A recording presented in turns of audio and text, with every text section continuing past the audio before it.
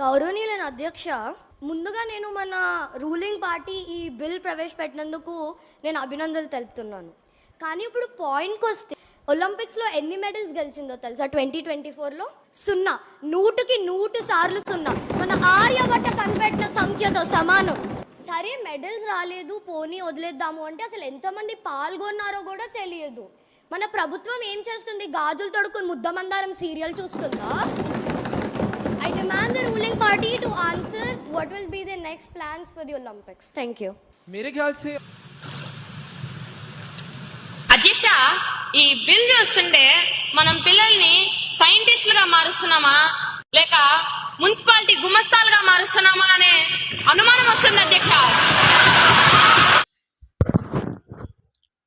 మాట్లాడుతున్న వీళ్ళు రాజకీయ నాయకులు కాదు, సాధారణ పాఠశాల విద్యార్థులు.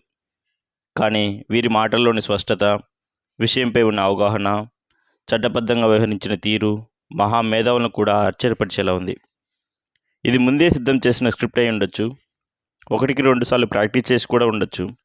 అయినా సరే ఇలాంటి కార్యక్రమాల వల్ల పిల్లలకు దేశం, రాజ్యాంగం, సమాజంపై చాలా మంచి అవగాహన పెరుగుతుంది.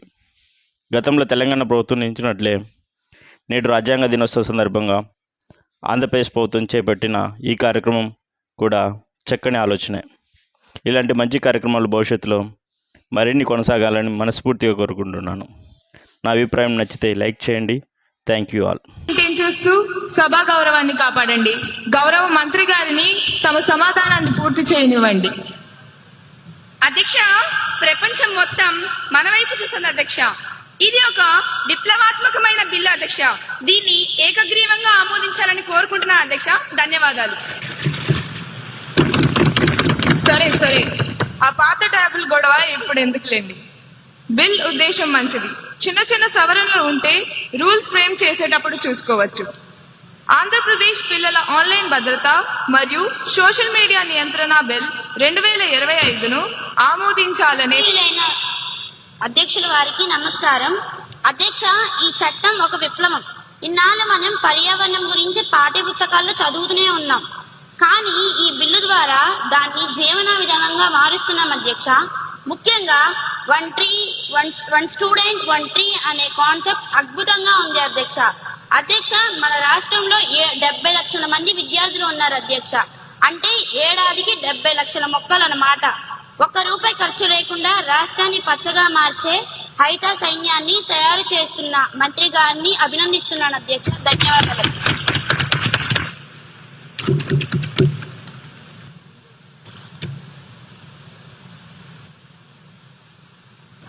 గౌరవనీయులైన అధ్యక్షుల వారికి నా నమస్కారములు.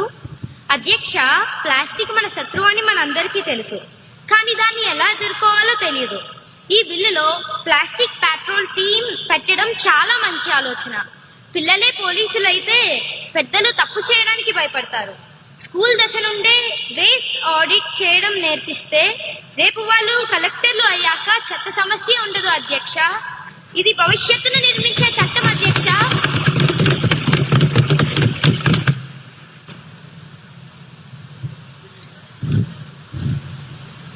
అధ్యక్ష, మంత్రి గారు చట్టం రాశారు, చాలా బాగుంది.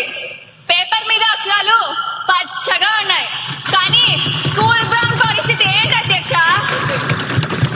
ప్రతి విద్యార్థి ఒక చెట్టు నాటాలి అని రూల్ పెట్టారు. సార్, ప్రభుత్వ బడుల్లో పిల్లలు కూర్చోడానికే బెంచీలు లేవు, ఇక చెట్టు నాటడానికి స్థానమే కనిపిస్తుంది అధ్యక్ష. ఆపోజిషన్ లీడర్ గారిని కంప్లీట్ చేయవలసిందిగా కోరుతున్నాను. దయచేసి అందరూ మీ స్థానాల్లో కూర్చోవాలి. సరే అధ్యక్ష. ఉద్దేశం ఏంటి అధ్యక్ష? పిల్లలు చెట్లు నాటడానికి స్లాబ్ మీద ఎక్కమంటారా అధ్యక్ష? లేక వాళ్ళ స్కూల్ బ్యాగుల్లోనే మట్టి పోసి పెంచమంటారా అధ్యక్ష? నగరాల్లో ఉన్న స్కూళ్ళల్లో ప్లే గ్రౌండ్ లేదు, పార్కింగ్ లేదు. అక్కడ చెట్లు నాటితే మొక్కలకు నీళ్ళు ఎక్కడి నుంచి వస్తాయి అధ్యక్ష? వాటర్ బాటిల్ తెచ్చుకోవడానికే కష్టంగా ఉంటే మొక్కలకు నీళ్ళు ఎక్కడి నుంచి తెస్తారు అధ్యక్ష?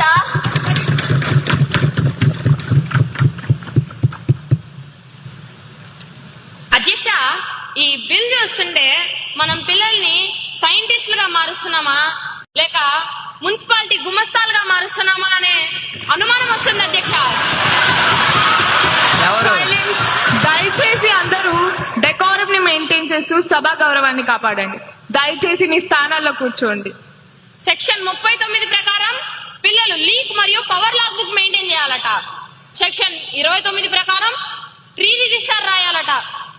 వారానికి ఒకసారి క్లీన్లీనెస్ కెప్టెన్ గా మారాలట.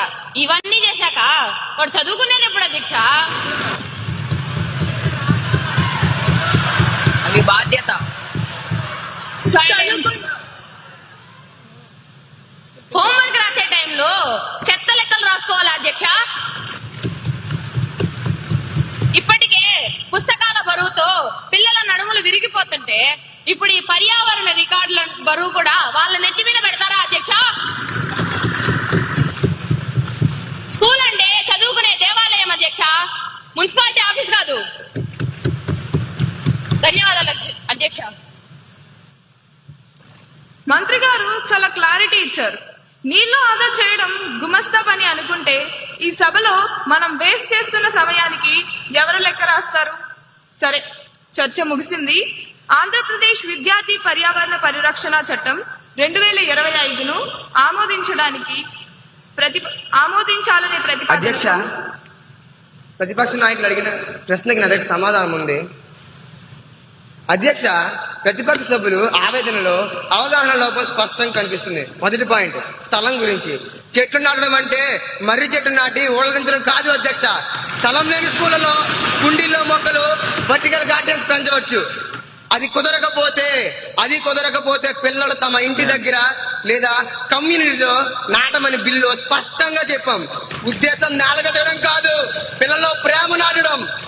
రెండవ ప్రశ్న, గుమస్తాన్ అన్నారు అధ్యక్ష, కరెంట్ స్విచ్ ఆఫ్ చేయడం, కుళాయిలు కట్టేయడం గుమస్తా పని కాదు అధ్యక్ష. బాధ్యత గల పౌరుడు పని అది. మేము నేర్పిస్తున్న క్లర్క్ పని కాదు. వాల్యూస్ చిన్నప్పుడే కరెంటు విలువ తెలిస్తే రేపు వాడు పెరిగి పెద్దయ్యాక దేశ సంపద మిగులుస్తాడు. దాన్ని బరువు అనుకుంటున్నారు, మేము శిక్షణ అంటున్నాం. పుస్తకంలో పర్యావరణం కాపాడాలి బట్టి కొట్టాలి అంటే ఒక మొక్కను నాటి దాన్ని బతికించడం వచ్చే ఆనందం గొప్పది.